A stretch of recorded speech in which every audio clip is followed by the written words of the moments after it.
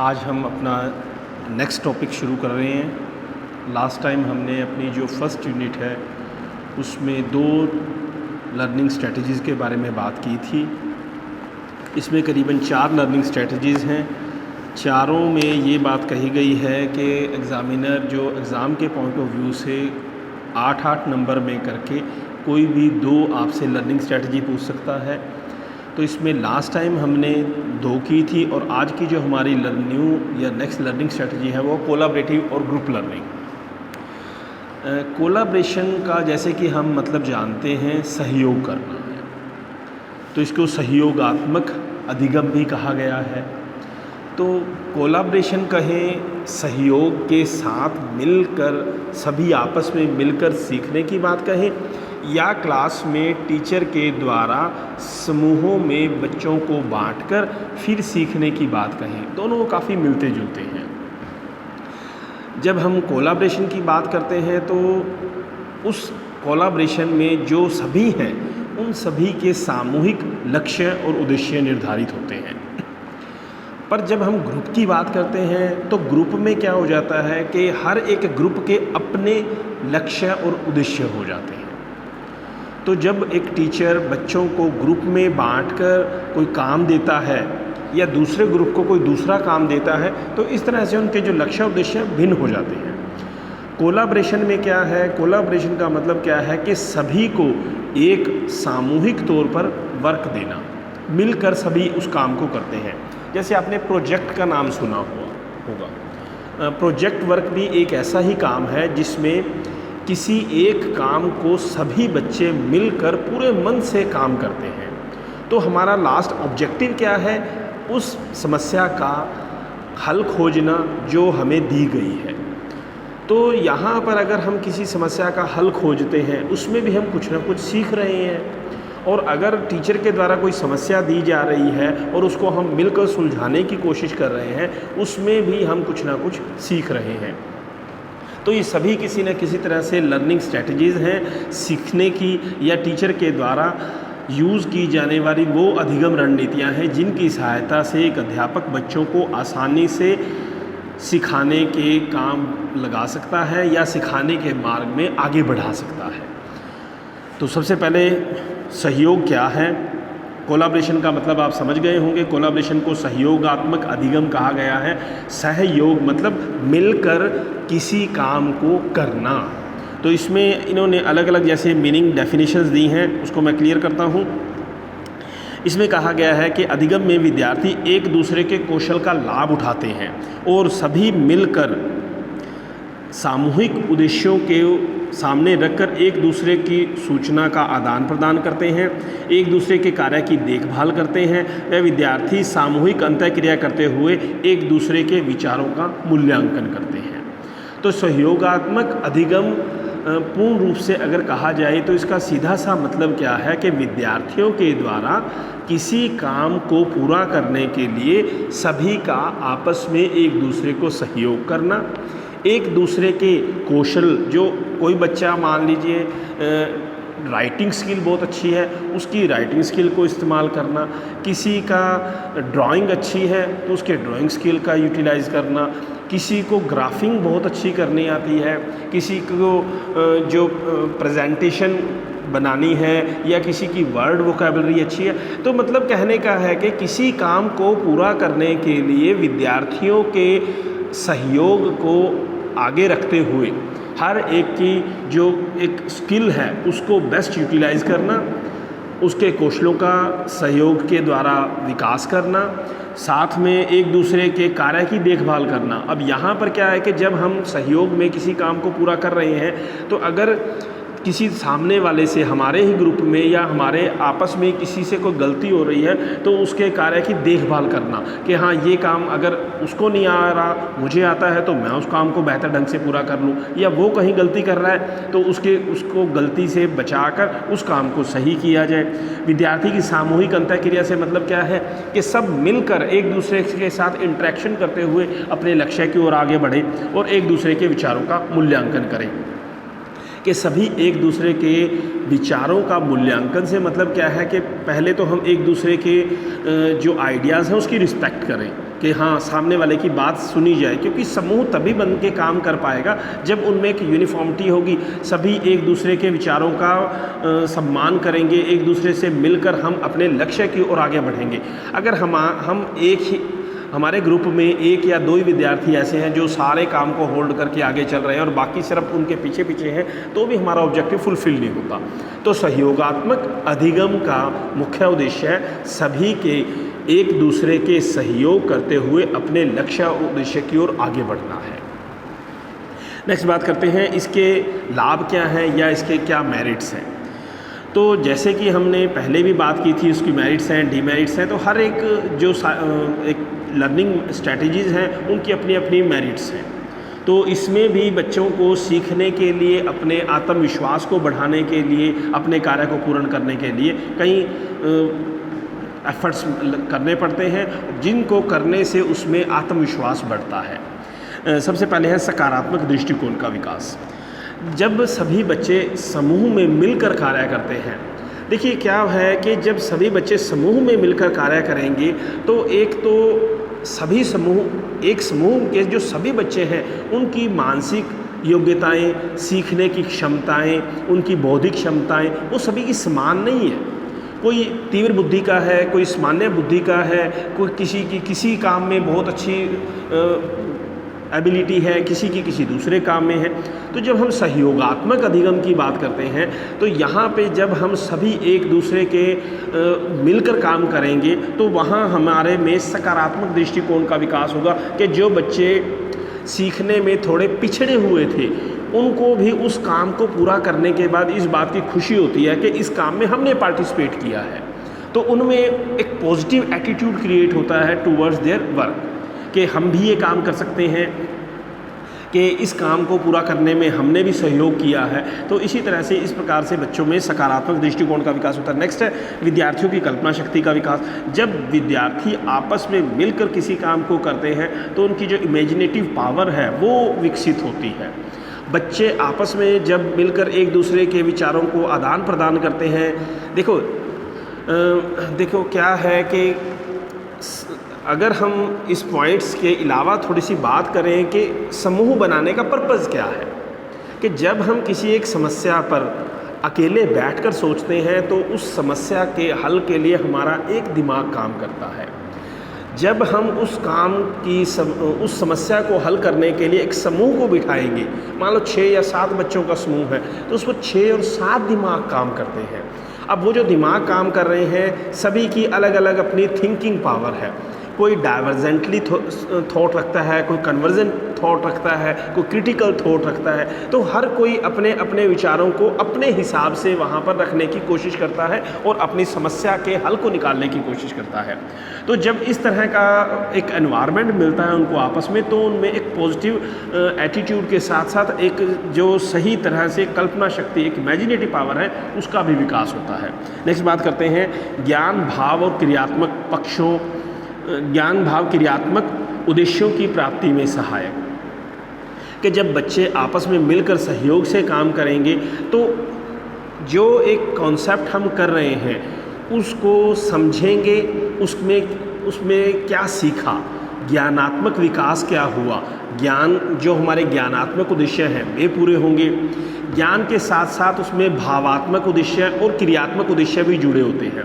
तो जब बच्चा किसी कॉन्सेप्ट को रट के करता है तो वहाँ पर रट्टे से ना तो उसमें ज्ञान मिनिमम पुट क्रिएट होता है, मतलब उसको रट तो लेता है परंतु वो जब कहीं पे यूटिलाइज करना, उसको यूज़ करना है, वो शायद उसको उतने इफेक्टिव वे से नहीं कर पाता। भाव और क्रिया तो आती ही नहीं है क्योंकि रट्टे में ये दोनों चीज़ें हट जाती हैं। और जब बच्चा किसी काम को समझ के करेगा तो उसमें ज्ञान, भाव और क्रिया ये तीनों पक्ष शामिल हो जाएंगे। क्योंकि जब वो ग्रुप में बैठ के एक दूसरे से डिस्कस करते हैं तो उसके असल मतलब को समझते हैं, उसका ज्ञान प्राप्त करते हैं। दूसरा है ज्ञान के बाद है भाव, कि उसके बारे में उनके सही जिस चीज़ को जैसे सीख रहे हैं उसके प्रति सही भावना का विकास होता है। और तीसरा है क्रियात्मक पक्ष। क्रियात्मक पक्ष से मतलब क्या है कि जो बच्चे ने सीखा है, जब उसको आपस में मिलकर डिस्कशन के थ्रू उसको कर रहे हैं तो बच्चे इस चीज़ को भी सीख पाते हैं कि इसको हमने अपनी लाइफ में कब और कहाँ इम्प्लीमेंट करना है। तो यहाँ पर जब हम आपस में मिलकर किसी काम को करेंगे तो बच्चों में ज्ञान, भाव और क्रियात्मक तीनों उद्देश्य फुलफिल होते हैं, सक्सेस होते हैं। नेक्स्ट है तर्क शक्ति का विकास। बच्चों में रीजनिंग पावर एबिलिटी इंक्रीज होती है। इसमें अधिगम के द्वारा बच्चों की तर्क शक्ति का विकास होता है। तर्क शक्ति के द्वारा विद्यार्थी की आलोचनात्मक दृष्टिकोण का विकास होता है। अभी मैंने जैसे आपको शुरू में बताया कि हर किसी के बच्चे के सोचने के अपने ढंग होते हैं। कोई किसी बात को डाइवर्जेंटली थॉट रखता है, कोई कन्वर्जेंट थॉट रखता है। अब ये यहाँ पर आलोचनात्मक चिंतन भी ठीक उसी तरह का है, क्रिटिकल थिंकिंग भी।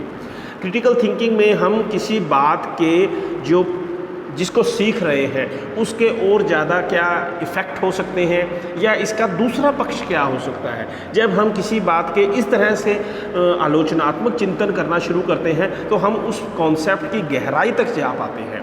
तो जब बच्चे आपस में बैठकर इस बात को समझने की कोशिश करते हैं तो उनमें एक तरह से आलोचनात्मक चिंतन का विकास होता है जो किसी बात के ज्ञानात्मक स्तर के विकास में सहायक है। नेक्स्ट है सामाजिक गुणों का विकास। अब जब बच्चे जब आपस में ग्रुप बनाएगा, देखो कम से कम 2 व्यक्ति और ज़्यादा से ज़्यादा कितने भी जब भी इकट्ठे बैठकर किसी काम को करना शुरू करते हैं वहीं पर उनके सामाजिक गुणों का विकास होना शुरू हो जाता है।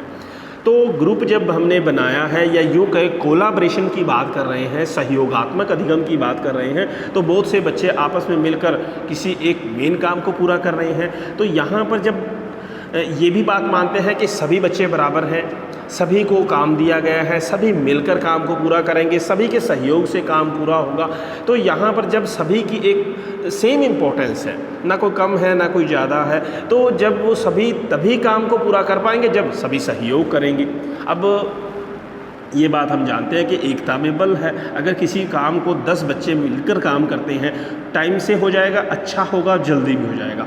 उसी काम को अगर एक एक बच्चा करता है तो ना वो काम पूरा हो पाएगा, ना ही टाइम से होगा, ना ही सफाई से होगा, ना ही हमारे वो ऑब्जेक्टिव फुलफिल हो पाएंगे। तो कहने का भाव ये है कि कुछ काम ऐसे होते हैं जब हम आपस में मिलकर करते हैं, एक दूसरे के सहयोग से करते हैं और सभी आपस में एक दूसरे के सहयोग के साथ उनमें सामाजिक सहयोग की भावनाओं का विकास होता है कि जब ग्रुप बनता है तो ये बात की उसमें फीलिंग्स बच्चों में आती है कि एक हेल्प देना क्या है, हेल्प लेना क्या है, इस हेल्प की इम्पोर्टेंस क्या है, कि अगर मुझे किसी की हेल्प की ज़रूरत पड़ी है और कोई मेरे को हेल्प करता है तो मुझे बहुत अच्छा फील होगा। ठीक उसी तरह से जैसे मेरे को अच्छा फील हो रहा है, अगर किसी को दूसरे को मेरी हेल्प की ज़रूरत पड़ी है और मैं उसको हेल्प कर रहा हूँ तो उसको भी अच्छा फील होगा। दोनों को यहाँ पर जब हम किसी को कुछ देंगे तो उसमें देने वाले को भी खुशी होती है और लेने वाले को भी खुशी होती है। देने वाले का कभी कुछ घटता नहीं है, हाँ लेने वाले को लेने के साथ साथ उस चीज़ क्योंकि उसका काम हो जाता है, इस चीज़ की खुशी होती है। तो यहाँ पर दोनों तरफ से खुशी है, तो यही खुशी सामाजिक गुणों के विकास में सबसे ज़्यादा सहायक होती है। नेक्स्ट है सामूहिक निर्णय लेने की अच्छी आदतों का विकास। जब हम समूह में मिलकर किसी काम को पूरा करने की बात करते हैं तो वहाँ पर हमारे में सामूहिक निर्णय लेने की शक्ति का विकास होता है। अब सामूहिक निर्णय हम तभी ले पाएंगे जब दूसरों के जो डिसीज़न है उनको हम ध्यान से सुनेंगे, समझेंगे, दूसरों के जो विचार हैं उनको समझकर उनके निर्णयों का आदर करेंगे। तो मतलब कहने का एक सहयोगात्मक अधिगम में हम किसी पर कोई बात थोपते नहीं हैं, हम सभी मिलकर उस बात का एक ओवरऑल व्यू कंसेप्ट क्रिएट करते हैं कि हाँ इसका क्या सही निर्णय होगा और उन निर्णयों को मानने और उनको लागू करने की क्षमताओं का विकास होता है। नेक्स्ट है आत्मसंतुष्टि, कि जब हम किसी काम को मिलकर पूरा करते हैं तो हमें एक सेल्फ सेटिस्फैक्शन मिलती है, आत्मसंतुष्टि का विकास होता है, हमें एक काम के प्रति एक अच्छी भावना का विकास होता है, साथ में एक सेल्फ सेटिस्फैक्शन होती है कि हमने इस काम को पूरा किया। नेक्स्ट है आत्मसम्मान में आत्मविश्वास, self esteem and self confidence improvement. तो आत्मविश्वास के साथ जब आत्मसम्मान की भावना क्या है, जब हम किसी काम को कर रहे हैं तो हमारी अपने प्रति भी एक सही सोच डेवलप होती है। क्लास में बहुत से तरह के बच्चे होते हैं। कुछ बच्चे ऐसे होते हैं जो हर काम में आगे बढ़ चढ़ कर हिस्सा लेते हैं। कुछ बच्चे ऐसे होते हैं स्कूल में किसी काम की किसी एक्टिविटी में कोई पार्टिसिपेशन नहीं करते। तो जब यहाँ पर अगर हमने कोई ऐसा काम कर रहे हैं और बच्चे सभी मिलकर उसमें सहयोग कर रहे हैं, तो एक आत्मसम्मान की भावना से मतलब क्या है कि हाँ मैं भी कर सकता हूँ। एक बच्चे के खुद के प्रति जो गलत भावनाएं होती हैं वो टूटती हैं और सही भावना का विकास होता है। मान लीजिए इसको एज एग्जाम्पल कह सकते हैं कि स्कूल में, हर स्कूल में एक एनुअल फंक्शन होता है। एनुअल फंक्शन में हर क्लासेस जो हैं अपने अपने हिसाब से पार्टिसिपेट करती हैं। हर क्लासेस के कुछ तो ऐसे आइटम्स होती हैं जिसमें कुछ बच्चों का सहयोग होता है और कुछ आइटम ऐसी भी होती हैं जिसमें पूरी क्लास मिलकर सहयोग करती है। अब मान लीजिए कोई ऐसा ही काम है, कार्यक्रम है या प्रोग्राम तैयार किया जाना है जिसमें सारी क्लास के सभी बच्चों ने मिलकर भाग लेना है। तो जब इस तरह की कोई एक्टिविटी होगी और उनको कोई ऑब्जेक्टिव दिया जाएगा कि आपने इसको फुलफ़िल करना है, ये आपका काम है, और उसमें सारी क्लास मिलकर जब काम करती है, सभी मिलकर, अब यहाँ पर वो जो ऊपर हमने जितनी इसकी विशेषताओं की बात की है वो सारी आपको फिट होती नज़र आएंगी। और लास्ट में जब ये काम पूरा हो जाता है और उन बच्चों को एक अच्छे शब्द मिलते हैं, उनको प्रेज़ की जाती है, उनको इनाम मिलता है, तब यहाँ पर उनमें जो लास्ट वाला पॉइंट था आत्मसम्मान, इस तरह की भावना का विकास होता है कि उनको खुद फील होता है कि हाँ हम भी काम कर सकते हैं। आत्मविश्वास की बात है कि हम भी, उनमें भी इस तरह का विश्वास जागृत होता है कि हम भी इस काम को अच्छे ढंग से पूर्ण कर सकते हैं। तो इस तरह से हम यहाँ पे कुछ हमने बातें की मेरिट्स ऑफ कोलैबोरेशन और ग्रुप लर्निंग की। अब शुरू में मैंने थोड़ा सा इसी के बारे में एक्सप्लेन किया था। कोलैबोरेशन में क्या है? सहयोग है। ग्रुप में क्या है कि एक ही क्लास में 2 या 3 ग्रुप में डिवीज़न हो जाती है। क्लास में 30 स्टूडेंट्स हैं, 10-10 के 3 ग्रुप बना दिए। तो यहाँ पर हर ग्रुप के अपने डिसीजन, अपने ऑब्जेक्टिव्स, अपने जो जिन डिज़ायर्स को अचीव करना है वो अलग अलग हो जाएंगे। और जब हम सारे ग्रुप की बात कर रहे हैं, कोलैबोरेशन की बात कर रहे हैं, तो वो तीनों ग्रुप एक ग्रुप हो जाएगा। तो मेजर डिफरेंस इज़ दैट कि कोलैबोरेशन में you are all in one and the group में आप सेपरेटली पार्ट में डिवाइड हो जाते हैं। सेम ऑब्जेक्टिव फुलफिल होते हैं, सेम ही तरह की कैरेक्टरिस्टिक्स होती हैं। तो नेक्स्ट बात करते हैं इसकी डीमेरिट्स क्या हैं। तो डीमेरिट्स में मेनली ये बात सामने आती है कि इसमें टाइम ज़्यादा लगता है, एक टाइम स्पेंडिंग एक्टिविटी है। दूसरा ये कहा जा सकता है कि क्लास में हर एक सब्जेक्ट के लिए इस तरह की एक्टिविटी पॉसिबल नहीं है। दूसरा, सब्जेक्ट के हर एक टॉपिक को हम इन एक्टिविटीज़ के अकॉर्डिंग नहीं करवा सकते।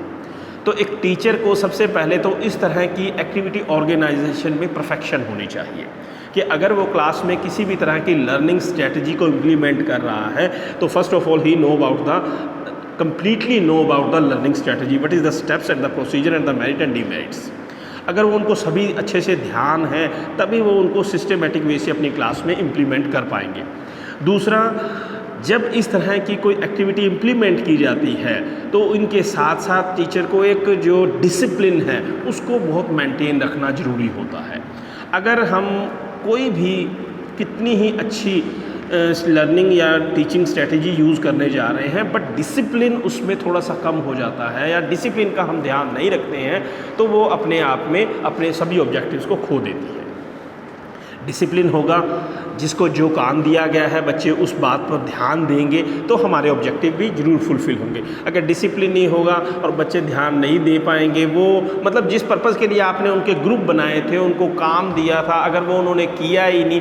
हमारे पास लिमिट टाइम है, आपके पास मान लीजिए 40 मिनट्स की आपकी क्लास है और बच्चों ने उस काम को करते करते 40 से ज़्यादा मिनट ले गए हैं और आपकी क्लास ख़त्म हो जाती है तो जो ऑर्गेनाइजेशन हमने की थी वो सारी वेस्ट हो जाएगी। तो with in the time to diverse in the जो हमने ग्रुप बनाने हैं उनको काम को देना, विद इन द टाइम आप अपने 40 मिनट्स में उस काम को कंप्लीट करके टाइम पूरा होने से 5 मिनट पहले हमारी सारी एक्टिविटी क्लोज हो जानी चाहिए। तब हमारे जो ऑब्जेक्टिव्स हैं वो फुलफ़िल हो पाएंगे। अगर कुछ कमियां रह गई हैं, कुछ बच्चे काम नहीं कर पाए, एक दो हैं, उनको भी जो आगे इंस्ट्रक्शन देनी है या आज की कमियों के रिगार्डिंग जो इंस्ट्रक्शन देनी है वो दे पाएँ। अगर ऐसा नहीं हो पाता और हमारा टाइम पूरा हो जाता है, क्योंकि सारी स्ट्रैटेजी तभी यूज़फुल है जब हम स्कूल के टाइम टेबल को, स्कूल में क्लास के सब्जेक्ट्स को सभी को ध्यान में रख कर काम को करें। खाली स्ट्रैटेजी को पढ़ना, नंबरों के हिसाब से उसका ध्यान देना ही सब कुछ नहीं है।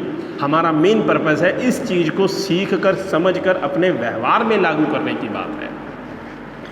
मैंने आपको एक बार पहले भी बात कही थी कि जो थर्ड पेपर है आपका, वो एक ऐसा है जो बीएड के थ्योरी के साथ साथ प्रैक्टिकल वर्क को इम्प्लीमेंट करता है कि इन द नेक्स्ट टाइम जब भी आप कभी स्कूल में जाते हो तो इसको लाइकली आप इस चीज़ को अपनी क्लास में इम्प्लीमेंट कर पाओगे। इन चीज़ों को सीखने के बाद अपने क्लास में बच्चों पर इम्प्लीमेंट कर पाओगे। इन चीज़ों को अपने बिहेवियर में आप अपने जो आपका काम करने का तौर तरीका है, ढंग है, उसमें इम्प्लीमेंट कर पाओगे। इसलिए ये सभी चीज़ें अपने आप में सिर्फ नंबरों के हिसाब से पढ़ना और सीखना ज़रूरी नहीं है, सीख कर समझ कर अपने व्यवहार में उतारने वाली सब चीज़ें हैं।